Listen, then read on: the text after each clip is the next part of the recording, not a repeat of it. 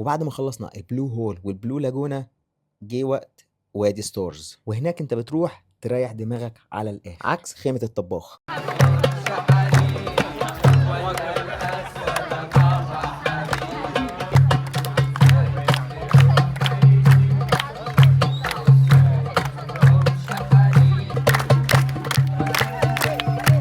وطبعا لما نروح اي مكان لازم حد فينا يتشقلب، وطبعا لازم نستأذنهم الاول. ودلوقتي جه دور نور عشان هو اللي هيتشقلب من فوق النار. وفي الاول رحنا جربنا على واحدة مطفية خالص وكان بيعملها كويس جدا ما شاء الله. وبكده نور يكون جاهز. الفكرة بقى ان النار هنا كانت هادية خالص، فعم طلال جاب خشب عشان يولعها اكتر ونور يعمل الحركة احلى. واسيبكم مع الحركة وما تنسوش تقولوا ما شاء الله.